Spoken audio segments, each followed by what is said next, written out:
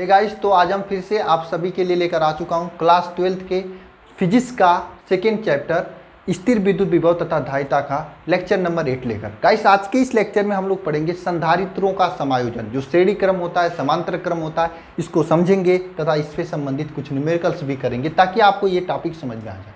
Guys, यहाँ से question भी बनते हैं आपके बोर्ड एग्जाम में। कभी कभी कोई डायग्राम देकर पूछ देता है, इसका तुल्य संधारित्र का जो होता है ना, तुल्य धारिता ज्ञात कीजिए, इस तरह से पूछ लेता है। ठीक है, इंपॉर्टेंट है आप सभी के लिए। गाइस, हम लोग लास्ट लेक्चर यानी लेक्चर नंबर 7 में हम लोग संधारित्र के बारे में पढ़े थे। जरा सभी लोग कमेंट बॉक्स में 2-3 क्वेश्चन कमेंट करके बताना, जो कि लास्ट लेक्चर में आपको मैंने बताया था।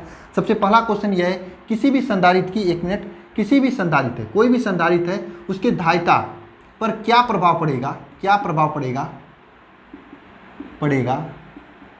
क्या प्रभाव पड़ेगा अगर उसके क्षेत्रफल को बढ़ाया जाए तो, क्षेत्रफल को बढ़ाया जाए तो, यानी संधारित्र की धारिता पर क्या प्रभाव पड़ेगा अगर उसके क्षेत्रफल को बढ़ाया जाए तो, उसके बीच की दूरी यानी d को घटाया जाए तो क्या प्रभाव पड़ेगा। ये दो क्वेश्चंस हैं। अगर संधारित्र की धारिता पर क्या प्रभाव पड़ेगा अगर उसके क्षेत्रफल को बढ़ाया जाए और बीच की दूरी को घटाया जाए तो। ठीक है, और एक और क्वेश्चन लिख लीजिए सभी लोग, किसी भी समांतर प्लेट संधारित्र की धारिता के लिए सूत्र, किसी समांतर प्लेट संधारित्र की धारिता के लिए सूत्र, ये आप लोग जरा नीचे कमेंट बॉक्स में कमेंट कर दीजिएगा ताकि आपको लास्ट लेक्चर का रिवीजन हो जाए। साथ में वे सभी स्टूडेंट जिनका लक्ष्य है बोर्ड में 90+% फोड़ना, जिनको पूरी तरीके से तैयारी करनी है, सभी लोग डेली की डेली क्लास में जो डेडिकेशन के साथ में पढ़ाई अभी से स्टार्ट कर दिए, सभी लोग नीचे कमेंट बॉक्स में प्रेजेंट सर लिखना, जो डेली क्लास में प्रेजेंट हो रहे हैं। साथ में संकल्प लेना, जब तक पूरे सिलेबस का कंप्लीट नहीं होगा, जब तक पूरी 90+% तक की तैयारी नहीं होगी, तब तक आप डेली क्लास को लोगे और डेली की डेली प्रैक्टिस करोगे। ठीक है, तो गाइस चलिए क्लास को स्टार्ट करते हैं। और हाँ, आज के क्लास में मैं आपको पीडीएफ भी देने वाला हूं, जिसमें काफ़ी क्वेश्चंस मिलेंगे आपको इसका जो संधारित्र का समायोजन का। ठीक है, साथ में गाइस मैं आप लोगों को बता दूं, थोड़ा माफ़ी चाहता हूं आप लोगों से कि पिछले 2-3 लेक्चर्स का पीडीएफ जो मैं ठीक समय से नहीं दे पाया, 1 दिन 2 दिन तक लेट हो गया था। इसका वजह यह है कि थोड़ा मैं बिजी था। ठीक है, लेकिन अब आप लोगों को पीडीएफ नोट जो है क्लास के होने के अधिकतम 1 दिन के अंदर आपको मिल जाएगा, यानी 2 से 3 ही घंटा में आपको कोशिश करूंगा देने के लिए। मान लीजिए बाई चांस कहीं जाना हुआ, कोई काम पड़ गया, तो 1 दिन का समय आपको लगेगा अधिकतम।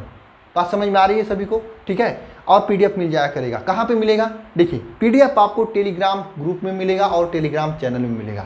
सभी लोग ज्वाइन हो जाइए, लिंक नीचे डिस्क्रिप्शन में है। अगर लिंक से नहीं खुलता है, कहाँ, क्योंकि ज़्यादा स्टूडेंट अगर खोल देते हैं लिंक के जरिए, 100-200 स्टूडेंट छोड़ दिए, तो वहाँ से खुलेगा नहीं। तो आपको क्या करना है, टेलीग्राम में जाना है, सर्च करना है अल्फा इंस्टीट्यूट। सर्च करने के बाद नीचे आपको मिल जाएगा, चैनल भी मिल जाएगा और ग्रुप भी मिल जाएगा। सभी में जाकर ज्वाइन हो जाना। और हाँ, उस ज्वाइन होने से पहले ये देखना कि पहले जो मैं पीडीएफ अपलोड किया हुआ है कि नहीं, क्योंकि कुछ फेक चैनल भी बने। फेक चैनल पर पीडीएफ नहीं है, मेरे चैनल में पीडीएफ है, तो आप देख लीजिएगा। पीडीएफ अगर होंगे तो आप ज्वाइन हो जाना। ठीक है, तो गाइस चलिए आज का क्लास स्टार्ट करते हैं ना, या फिर ये कुलाम बैच आप सभी ज्वाइन कर लेना, जहाँ पर आपको पीडीएफ नोट्स तो मिलेगा ही, साथ में assignment test, practice paper, DPP, ये सभी चीज़ें आपको कुलाम बैच में मिलेगा। आप इसे ज्वाइन कर सकते हैं। यहाँ पे कैसे ज्वाइन करना है, वो भी 100% फ्री में। नीचे डिस्क्रिप्शन में एक वीडियो मिलेगा जिसमें लिखा हुआ है कुलाम बैच में कैसे ज्वाइन करें। उस वीडियो को देखेंगे तो उसमें मैं बताया हूँ कैसे कैसे ज्वाइन करना है, जो कि अल्फा इंस्टीट्यूट के एप्लीकेशन यानी ऐप पर है, जिसे आप लोगों को गूगल प्ले स्टोर से डाउनलोड करना पड़ेगा। यानी अल्फा इंस्टीट्यूट के एप्लीकेशन पर आपको कुलाम बैच देखने को मिलेगा। या फिर कोई प्रॉब्लम आती थी, ये व्हाट्सएप नंबर भी है, टेलीग्राम भी नंबर है, इस पर आप लोग कर देना, सर मैं कुलाम बैच में ज्वाइन होना चाहते हैं, तो वहाँ पर आपको गाइडेंस कर दिया जाएगा। लेकिन आपसे एक रिक्वेस्ट है कि एक बार अपने से ट्राई करने के बाद ही करना है सब, क्योंकि कुछ लोग क्या करते हैं, डायरेक्ट करने लगते हैं, तो प्रॉब्लम आती है वहाँ पर, क्योंकि अधिक से अधिक स्टूडेंट पूछते हैं। मतलब अगर आप आज पूछोगे तो वहाँ पर इतने लोग पूछते हैं कि मुझे 2-3 दिन लग जाते हैं वहाँ पर रिप्लाई देने में, मैं और मेरी टेक्निकल टीम जो है उनको। इसलिए एक बार अपने से ट्राई करना, हो सकता है वो वीडियो देखने के बाद आप अपने आप ज्वाइन हो जाएँ। ठीक है, अगर नहीं हो पाता है तो आप इस पे व्हाट्सएप करना। देखिए बैच कोड ये है, कुछ लोग बैच कोड पूछते हैं तो यहाँ पे मैं लिखा हुआ हूँ। ठीक है, ज्वाइन हो जाना सभी लोग ना। तो चलिए क्लास को स्टार्ट करते हैं। आज वाले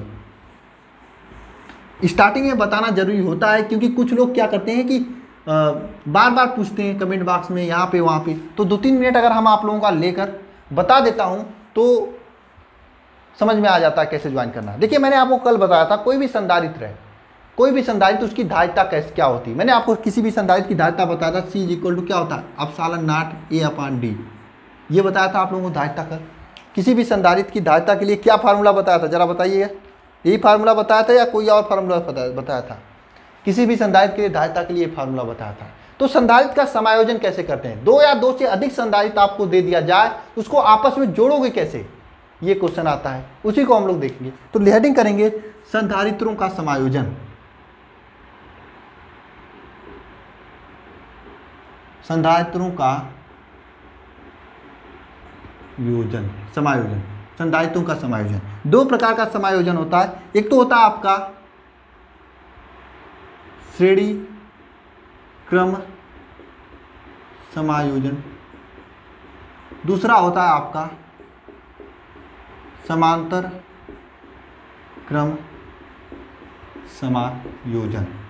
सर ये क्या पूछता है एग्जाम में? बिल्कुल पूछता है, यहाँ से न्यूमेरिकल बनता है। यही नहीं, आप अगर BHU BSc या फिर किसी ऐसे कम्पिटिटिव एग्जाम का देना चाहते हैं आगे चल के, NDA नीट वगैरह या फिर JEE मेन वगैरह, तो वहाँ पर भर भर के क्वेश्चन यहाँ से पूछे जाते हैं, जबकि बोर्ड में थोड़ा कम पूछता है, लेकिन पूछता है फिर भी, ठीक है।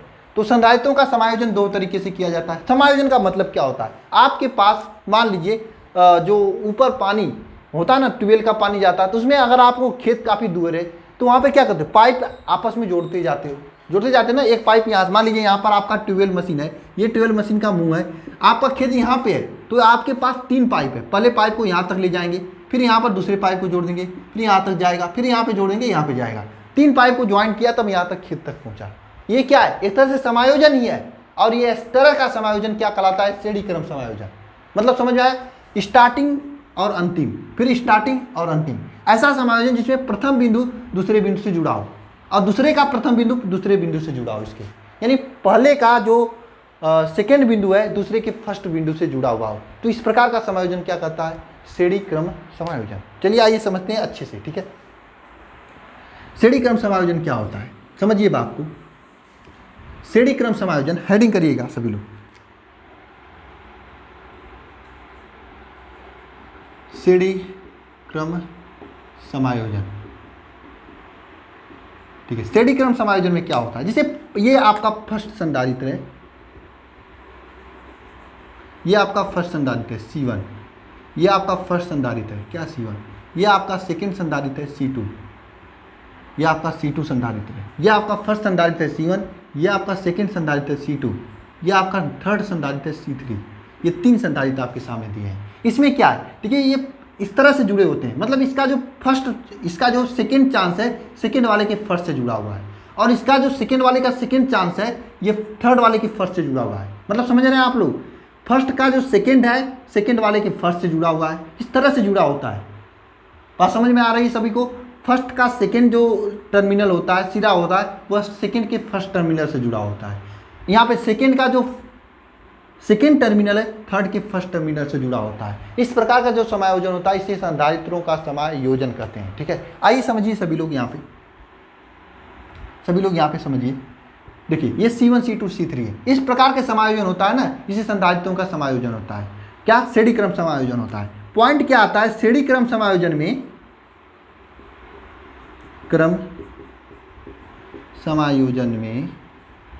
सभी संधारित्र के बीच आवेश समान होता है। क्या, आवेश समान होता है। श्रेणी क्रम समायोजन के बीच में सभी संधारित्रों के बीच आवेश क्या होता है, समान होता है। कोई भी संधारित्र ले लो, इसमें भी अगर मान लीजिए Q1 आवेश होगा तो यहाँ पर भी Q1 होगा, यहाँ पर भी Q1 होगा। सभी आवेशों के बीच आपका क्या हो, सभी संधारित्रों के बीच क्या होता है, आवेश समान होता है। सेकेंड पॉइंट यहाँ पर है आप सभी के लिए, यानी इसमें सभी के बीच क्या होता है, आवेश समान होता है।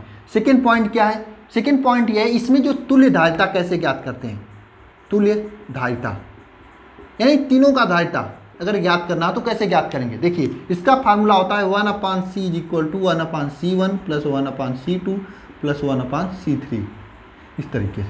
मतलब 1/C1 + C2 + C3 जितना है उतना करिए। यहाँ पे 10 संधारित्र C3 C4 C5 C10 1/, के रूप में इसी तरह से जोड़ देंगे तो इसका तुल्य धारिता आ जाएगा। ठीक है, तीसरी बात आती है इसमें सबसे महत्वपूर्ण बात, इसमें जो धारिता होता है यह न्यूनतम होता है। इसमें जो धारिता होता है, धारिता न्यूनतम होता है। ठीक है, 4 पॉइंट्स आप लोगों को बताया। कोई भी संधारित्र उसका श्रेणी क्रम समायोजन इस तरह से होता है। इसमें क्या होता है, फर्स्ट संधारित्र का सेकेंड टर्मिनल सेकेंड संधारित्र के फर्स्ट टर्मिनल से जुड़ा होता है और सेकेंड संधारित्र का सेकेंड टर्मिनल थर्ड संधारित्र के फर्स्ट टर्मिनल से जुड़ा होता है। तो संधारित्रों का इस प्रकार का समायोजन क्या कहलाता है, श्रेणी क्रम समायोजन कहलाता है। श्रेणी क्रम समायोजन के सभी संधारित्र के बीच आवेश समान होता है। क्या होता है, आवेश Q का मान समान होता है। और अगर बात करें इसकी तुल्य धारिता 1/C1 + C2 + C3 होता है, जितना Cn होगा उतना हो जाएगा। ठीक है, नीचे देखिए इसकी धारिता सबसे न्यूनतम होती है। ठीक है, आगे चलते हैं, श्रेणी समांतर क्रम समायोजन की बात करते हैं। दूसरा क्या है, समांतर क्रम समायोजन।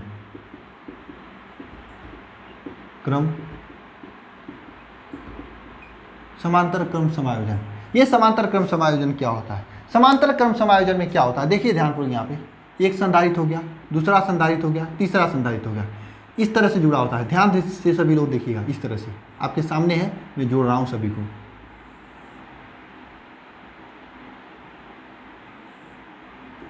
इस तरीके से जुड़ा होता है, इस तरीके से समांतर क्रम समायोजन। मान लीजिए ये आपका C1 है, C2 है, C3 है, समांतर क्रम समायोजन। इसमें क्या है आपका, देखिए सबका फर्स्ट टर्मिनल एक साथ जुड़ा हुआ है, सेकंड टर्मिनल एक साथ जुड़ा हुआ है। मतलब फर्स्ट का फर्स्ट टर्मिनल एक साथ जुड़ेगा, सेकंड का सेकंड टर्मिनल एक साथ जुड़ेगा। इसमें क्या था, देखिए यहाँ पे ध्यानपूर्वक देखिए सभी, यहाँ पे इसका फर्स्ट टर्मिनल था, ये फर्स्ट था, इसका ये सेकंड था। ठीक है, इसका ये क्या था, सेकंड था, ये सेकंड था। ठीक है, यानी फर्स्ट का फर्स्ट ये सेकंड है, तो फर्स्ट सेकंड वाले के फर्स्ट से जुड़ा हुआ है। मतलब समझ रहे हैं आप, इस तरह से जुड़ गया, मतलब हाथ ऐसे सीधे करके ये अपने जो दोस्तों के साथ में इस तरह से जोड़ लें तो ये श्रेणी क्रम समायोजन होता है। जबकि समांतर क्रम समायोजन में क्या होता है, आप ऐसे ऐसे हाथ करके पकड़ें इस तरह से, मतलब आपका दायां हाथ दायां वाला पकड़ेगा, बायां वाला बायां वाला पकड़ेगा, सभी का हाथ इसी तरह से पकड़ा होना चाहिए। तो इस प्रकार का समायोजन क्या होगा, समांतर क्रम समायोजन होगा। अब समांतर क्रम समायोजन में आप हेडिंग लिखिएगा यहाँ पे, समांतर क्रम समायोजन में विभव समान होता है। क्या समान होता है, विभव समान होता है। क्या समान होता है, विभव समान होता है। पॉइंट नंबर 2 क्या है यहाँ पर, इसमें क्या होता है, इसका तुल्य धारिता क्या होता है, तुल्य धारिता। समांतर क्रम समायोजन में तुल्य धारिता C = क्या हो जाएगा, C1 + C2 + C3 ये होता है। इसका तुल्य धारिता C1 + C2 + C3 होता है। और इसमें जो होता है, इसमें धारिता का वैल्यू, धारिता अधिकतम होगा, अधिकतम होता है। इसमें क्या होता है, धारिता अधिकतम होता है। बात करें अगर मान लीजिए n संधारित्र समांतर क्रम में जुड़े हैं, समांतर क्रम में जुड़े हैं,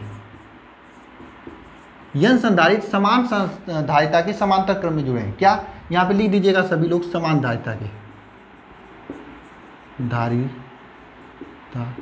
के समांतर क्रम में जुड़े हैं, तो तुल्य धारिता C = NC हो जाएगा, NC1 हो जाएगा। मतलब देखिए C1 + C2, यहाँ पे देखिए तीन संधारित्र है, तीनों समान धारिता हो, समांतर क्रम में जुड़े हो तो 3C हो जाएगा इसका वैल्यू। मतलब ये बात समझ रहे हैं, n संधारित्र अगर समांतर क्रम में जुड़े हैं, सभी का धारिता समान हो तो उसका तुल्य धारिता क्या होता है, C = NC1 होता है। कैसे होता है आप समझ चुके होंगे, C1 + C2 + C3 करके n बार करेंगे तो यहाँ पे NCn हो जाएगा। बोलिए समझ में आया सभी को, एक बार फटाफट नोट कीजिए सभी लोग, फटाफट नोट कीजिए, चलिए नोट करिए सभी लोग। चलिए अब क्वेश्चंस लगाते हैं, तब समझ में आएगा अच्छे से। तो गाइस देखिए यहाँ पर आप सभी लोग कई क्वेश्चंस दिया हूँ, 2-3 क्वेश्चन, ये 2 क्वेश्चन तो आप सभी के लिए एकदम इजी क्वेश्चंस हैं, ये दोनों क्वेश्चन थोड़ा सा लेवल के क्वेश्चन है, और इसके अलावा काफ़ी क्वेश्चंस है। देखिए मैं बता रहा हूँ सभी से, देखो मैं इस लेक्चर के दौरान 2-3 क्वेश्चन इसलिए कराता हूँ ताकि क्वेश्चन का परख बन जाए आपके दिमाग में, किस तरह से आप फार्मूला का यूज करते हैं ये आपको पता चल जाए। हालांकि मैं प्रैक्टिस कराऊंगा और एक एक क्वेश्चन, एक एक चैप्टर से कम 50-50 क्वेश्चन का प्रैक्टिस कराऊंगा, ठीक है। थोड़ा सा रुक जाइए, थोड़ा सा कुछ 2-3 चैप्टर हो जाने दीजिए, जब भूलने लगेंगे तब मैं कराऊंगा। अभी कराऊंगा तो सभी फार्मूला याद है तो आपको करने आने लगेंगे, लेकिन जब अभी आप 1-2 सप्ताह बाद या अधिकतम 10 अगस्त में, जुलाई लास्ट या अगस्त में कराऊंगा ना, तो सभी लोग क्या करेंगे, भूल जाएंगे कि समांतर क्रम में आवेश समान होता है कि श्रेणी क्रम में आवेश समान होता है, भूल जाएंगे आप लोग। तब मैं कराऊंगा न्यूमेरिकल्स, तब कराऊंगा। इससे क्या होगा फायदा यह होगा कि पहले आप लोगों को न्यूमेरिकल्स याद होंगे, पहले आपको फार्मूला याद कराएंगे, फिर से रिवीजन कराएंगे चैप्टर्स का, तब न्यूमेरिकल्स कराऊंगा। देखो मैं चाहता हूं कि आपकी अच्छी तैयारी हो, बेहतरीन तैयारी हो, मेहनत के साथ में पढ़ाई करें। मैं चाहता तो अभी करा देता, अभी कराता तो मुझे ज़्यादा मेहनत नहीं करनी पड़ती, लेकिन तब कराऊंगा तो एक बार पूरा रिवाइज कराऊंगा, उसके बाद न्यूमेरिकल कराऊंगा, ठीक है। तो चलिए क्लास को स्टार्ट करते हैं हम लोग ना, सभी को सॉल्व करते हैं। सबसे पहले ये 2 क्वेश्चन हम लोग सल्टा देते हैं। ये दोनों क्वेश्चन इजी है, बस सूत्र को समझने के लिए मैं लगाया हूँ। क्वेश्चन का क्या ज्ञात करना, तुल्य धारिता ज्ञात करना। यहाँ पे 2 माइक्रोफैरेड, 3 माइक्रोफैरेड, 4 माइक्रोफैरेड के 3 धारिता है, इसका तुल्य धारिता ज्ञात करना। तुल्य धारिता ये श्रेणी क्रम में जुड़े हुए हैं, श्रेणी क्रम में तुल्य धारिता क्या होता है, 1/C = 1/C1 + 1/C2 + 1/C3, ये होता है तुल्य धारिता। 1/C = क्या हो जाएगा, 1/C1 का वैल्यू 1/2 हो जाएगा, प्लस 1/3 हो जाएगा, प्लस 1/4 हो जाएगा। इसे सॉल्व करते हैं, सॉल्व करिए। चलिए 1/2, 1/3, 1/4 को सॉल्व करिए तो इसका लस आ जाएगा 12, यहाँ पे 6 आ जाएगा, प्लस 3 × 4 = 12, 4 आ जाएगा, प्लस 3 आ जाएगा। इसको सॉल्व करेंगे तो 4 × 3 = 7, 6 × 6 = 12, 13/12 है, ठीक है। अब इसे आप लोग सॉल्व करेंगे, चूँकि देखिए 1/C = 13/12 है, चूँकि देखिए यहाँ पे 1/C = 13/12 है, तो C = क्या हो जाएगा, 12/13, ये आंसर आएगा।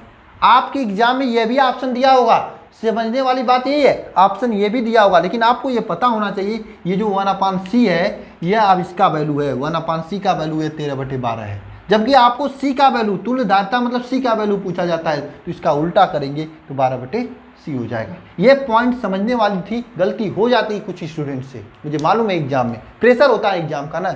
आइए समांतर क्रम को देखते हैं। यहाँ पे देखिए सेम संधारित्र है, इसको हमने समांतर क्रम में जोड़ दिया है, तो इसका धारिता क्या होगा, ठीक है। देखिए सेम संधारित्र, इसको मैंने जब समांतर क्रम में जोड़ा तो आपको मालूम है समांतर क्रम में धारिता C = C1 + C2 + C3 होता है। तो C = क्या हो जाएगा, C1 क्या है, 2 microfarad, plus 3 microfarad, plus 4 microfarad, जोड़ेंगे 4 × 3 = 7, 2 9 माइक्रोफैरेड। ये वैल्यू हो जाएगा आपका C का, ये वैल्यू हो जाएगा C का, ये वैल्यू हो जाएगा C का। यानी श्रेणी क्रम में जुड़ता है तो इसका धारिता 12/13 होता है, समांतर क्रम में जुड़ता है तो 9 होता है। जरा सोचिए किस में मैक्सिमम है, समांतर क्रम में मैक्सिमम है या श्रेणी क्रम में मैक्सिमम है, तो समांतर क्रम में मैक्सिमम है, क्योंकि समांतर क्रम में 9 इसका वैल्यू है। तो आपको मैंने बताया था ना कि समांतर क्रम में धारिता का मान मैक्सिमम होता है, अधिकतम होता है, जबकि श्रेणी क्रम में धारिता का मान न्यूनतम होता है। मैंने आपको बताया था ना, सिमिलरली यही हो रहा है। ये क्वेश्चन करने के लिए ये बेसिक था, ठीक है। आइए इस क्वेश्चन को करते हैं, अच्छा क्वेश्चन है, इसको हम रब करते हैं, ठीक है।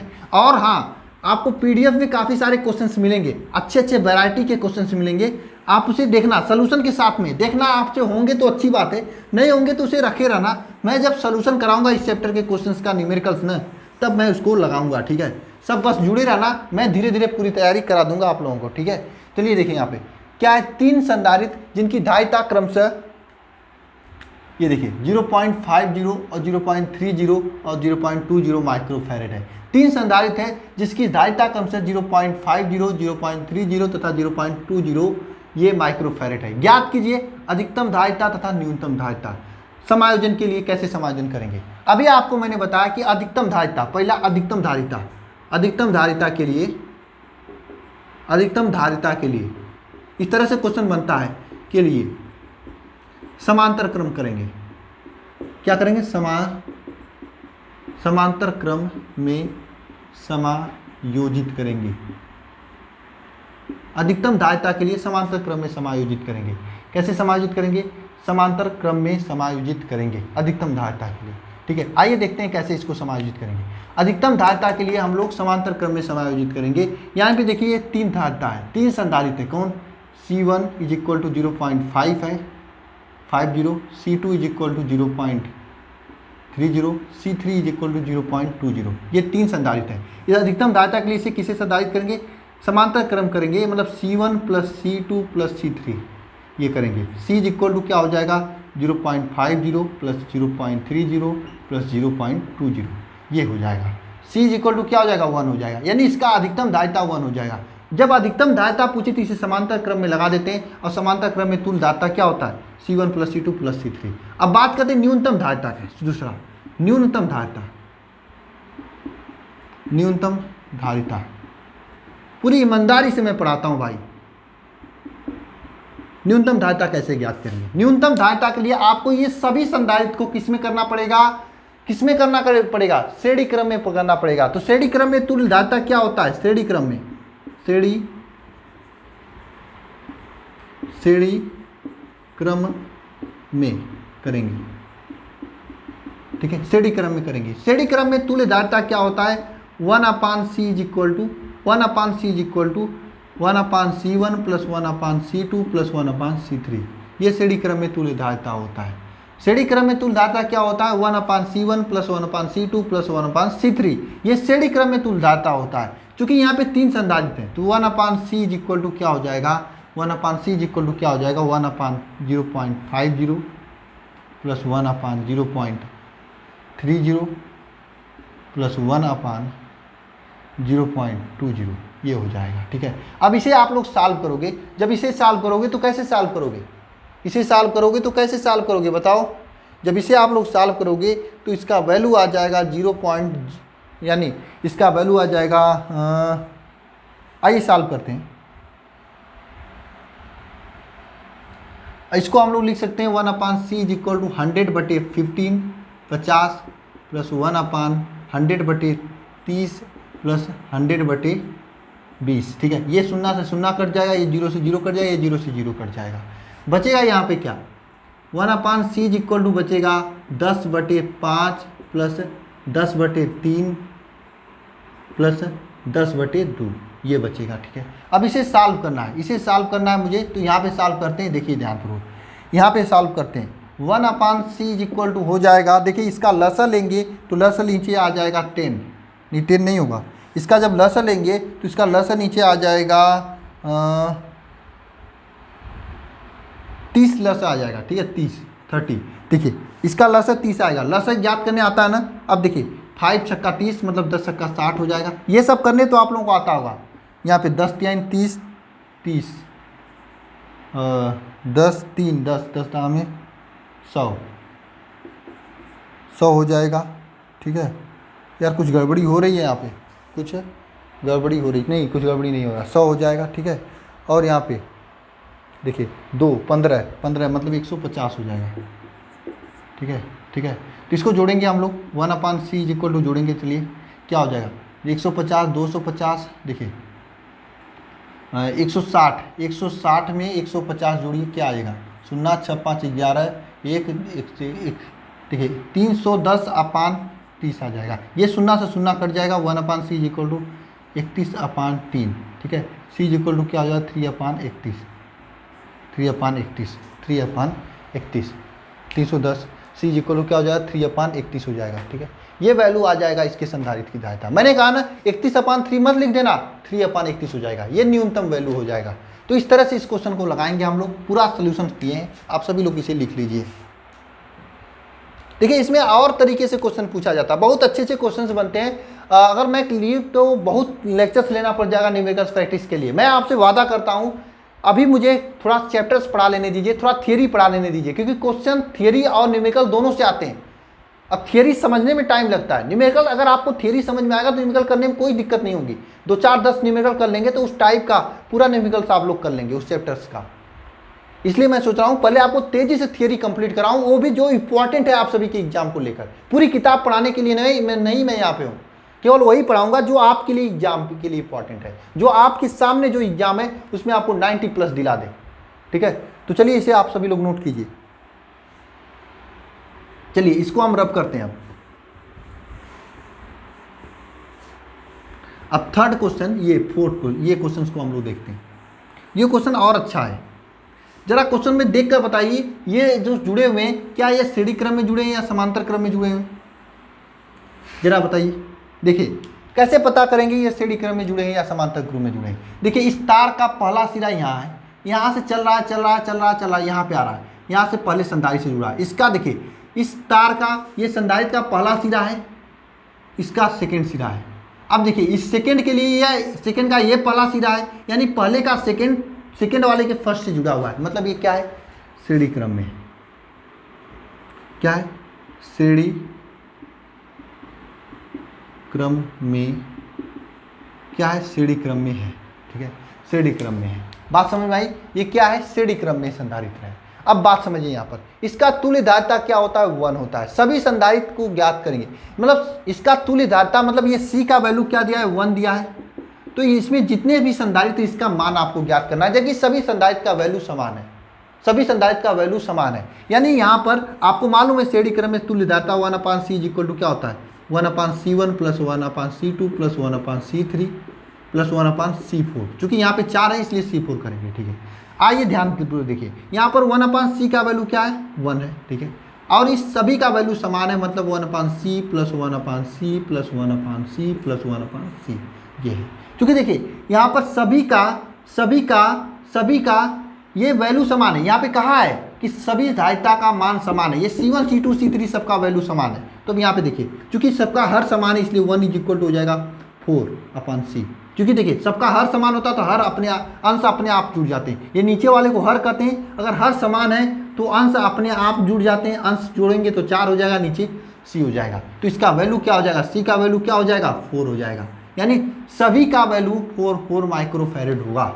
इस तरह से भी क्वेश्चन पूछा जाता है एग्जाम में।